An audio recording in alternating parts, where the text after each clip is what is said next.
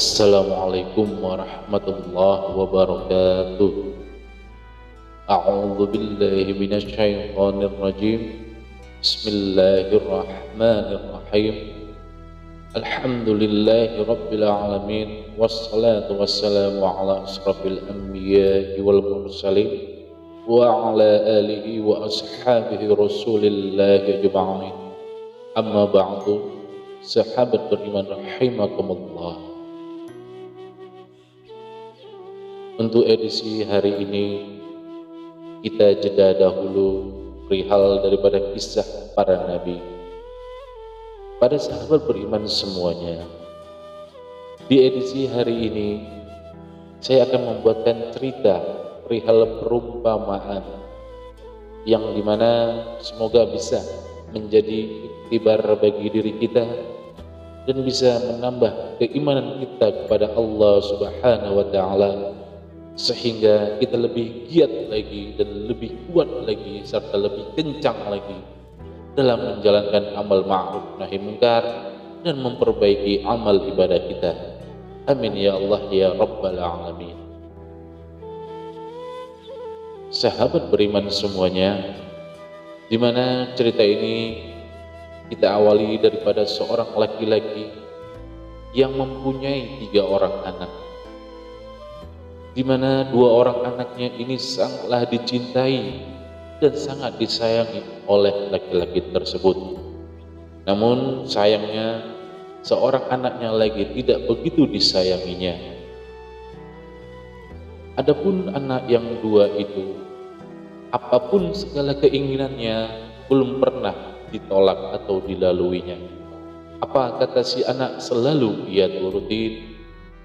Tapi untuk anak yang seorang ini, dia tidak begitu diperhatikan dan hanya sekedar saja. Dan kadang pun anak yang satunya ini ditinggalkan atau dilupakan. Akan tetapi si anak yang satu ini tahu diri, meskipun dia tidak diperhatikan oleh orang tuanya, tapi dia tetap mencintai orang tuanya dan tetap ingin membela orang tuanya. Lalu dikisahkan pada suatu masa si orang tua ini terlibat suatu perkara yang hebat, yang dimana dia sendiri tidak tahu persoalannya dan tidak tahu bagaimana cara mengatasinya. Si orang tua ini harus menghadap ke suatu pengadilan untuk dimintakan pertanggungjawaban atas segala perbuatan atau kesalahan yang dituduhkan padanya. Lalu laki-laki ini menjadi panik dan pasti bingung luar biasa. Nah, sahabat beriman, lelaki ini menjadi panik dan bingung bagaimana caranya dia menghadapi pengadilan tersebut.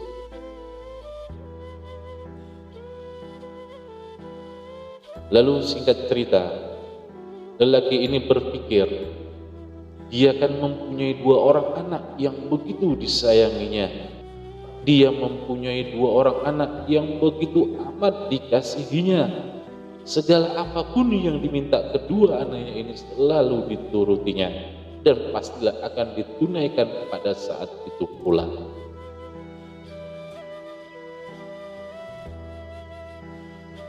Lalu laki-laki ini pun berpikir, wajarlah bila kini saatnya dia sebagai orang tua meminta bantuan atau pertolongan kepada anaknya tersebut. Nah, sahabat beriman, anaknya tersebut yaitu 2 anak yang selalu disayanginya, yang paling dikasihinya. Jadi dalam pikiran sang orang tua tersebut, pastilah anaknya itu dapat membela dia di dalam sidang pengadilan itu.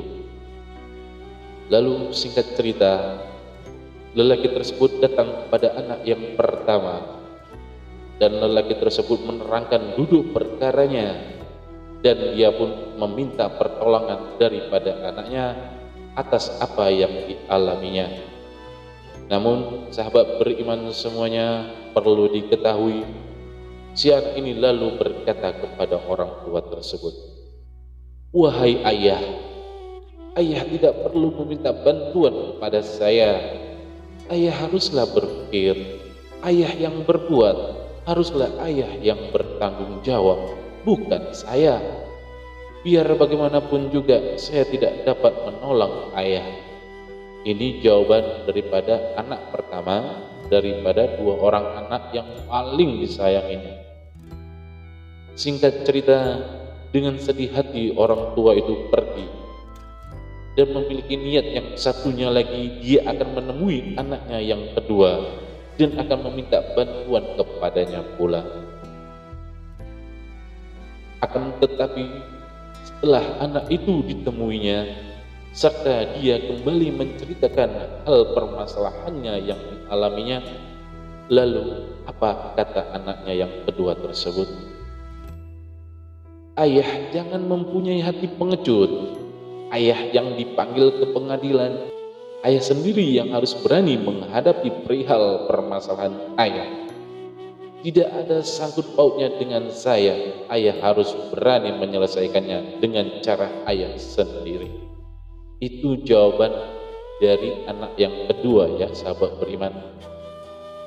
Bisa dibayangkan sahabat beriman semuanya, betapa hancurnya perasaan dan harapan orang tua ini. Karena dua orang anak yang selalu dikasihinya, yang selalu disayanginya, yang selalu dituruti apa kemauannya serta keinginannya, pastilah selalu dikabulkan oleh orang tua ini pada saat itu pula. Akan tetapi di saat orang tuanya terkena suatu masalah dan ingin meminta pertolongan kepada anaknya, ternyata dua orang anaknya itu memberikan jawaban yang begitu memilukan.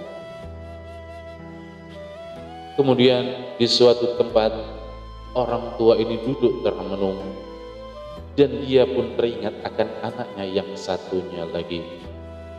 Barangkali dapat dimintakannya bantuannya lah pada anaknya yang satunya ini. Namun di dalam hatinya, orang tua ini merasa malu karena sejak awal sampai saat ini hanya dialah anak yang tidak pernah diperlakukan hal yang sama seperti dua orang anak yang lain. Singkat cerita, orang tua ini menjumpai anaknya yang ketiga tersebut. Begitu sampai di rumah anaknya yang ketiga tersebut, ia disambut dengan sangat baik oleh anaknya itu. Lalu selang beberapa waktu, maka sang ayah tersebut pun memberanikan diri untuk menyampaikan serta menceritakan apa niat serta hajat dia datang kepada anaknya yang ketiga ini. Singkat ceritanya, orang tua ini sudah mengeluarkan apa yang menjadi permasalahan, sudah diceritakan semua permasalahannya dari awal hingga akhir. Dan ternyata orang tua ini sudah dapat menerima apabila sang anak yang ketiga ini tidak akan pernah mau menolongnya, karena orang tua ini sadar betul atas perlakuannya kepada anaknya yang nomor 3 ini.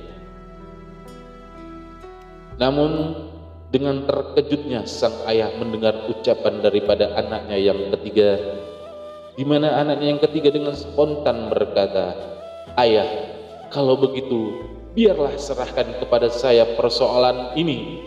Sayalah yang akan menghadapinya maju ke sidang pengadilan. Mudah-mudahan saya akan menyelesaikan segala persoalan ayah." Nah, sahabat beriman semuanya, mari kita bahas, siapakah orang tua itu? Dan siapakah dua orang anaknya yang amat disayanginya itu? Dan siapa pula anaknya yang satunya yang tidak begitu diperhatikannya? Jadi, bila kita tarik, orang tua itu adalah tiap-tiap diri manusia, baik lelaki ataupun perempuan. Dua orang anak tersebut yang sangat dicintainya ialah diibaratkan dunia dan hawa nafsu. Dan anak yang satunya lagi yang tidak begitu diperhatikannya ialah diibaratkan amal ibadahnya. Terbukti sahabat beriman semuanya, di mana sikap-sikap daripada manusia rata-rata demikian adanya, tidak cinta kepada amal ibadahnya. Manusia rata-rata cinta kepada dunia dan selalu menjalankan apa yang menjadi hawa nafsunya. Sedangkan untuk beribadah, menjalankan amal ibadah, manusia rata-rata enggan dan hampir tidak mau melakukannya. Akan tetapi, tatkala malaikatul maut mengambil nyawa manusia tersebut, maka nyatanya dunia beserta hawa nafsu yang selalu ia perhatikan selama masa ia hidup tidaklah dapat memberikan manfaat apapun kepada dirinya saat malaikatul maut sudah mencabut nyawanya. Akan tetapi sahabat beriman semuanya, amal ibadah yang dimana tidak begitu dicintai, yang dimana tidak begitu diperhatikan, yang dimana tidak begitu dijalankan, itu pula lah yang turut serta masuk ke dalam alam kubur setiap manusia, dan pastinya amal ibadah itu yang akan membela manusia tersebut di alam kuburnya. Sahabat beriman semuanya, daripada renungan ini, memang tidak semua manusia yang mencintai amal ibadahnya, tetapi lebih banyak manusia yang membenci amal ibadahnya. Terbukti daripada setiap manusia ingin menjalankan amal ibadah, maka pastilah selalu menunda-nundanya. Namun beda cerita dengan daripada memikirkan dunia serta hawa nafsu, maka pada saat itu pula lah akan disegerakan. Sahabat beriman semuanya, mari kita simak salah satu hadis sahih, yaitu hadis riwayat Muslim yang artinya, salat adalah cahaya, sedekah merupakan bukti nyata, sabar itu ialah sinar, dan Al-Quran adalah pembelamu atau penuntutmu. Hadis riwayat Muslim. Nah, sahabat beriman semuanya, satu lagi pertanyaan bagi diri saya, satu lagi pertanyaan untuk kita renungkan.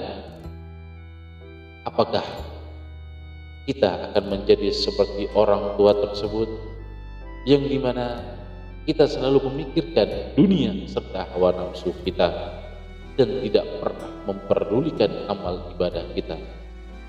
Semoga dengan renungan ini menjadikan diri kita lebih baik lagi dalam memperbaiki amal ibadah kita, karena sejatinya kita hidup hanyalah sementara, bukan selamanya.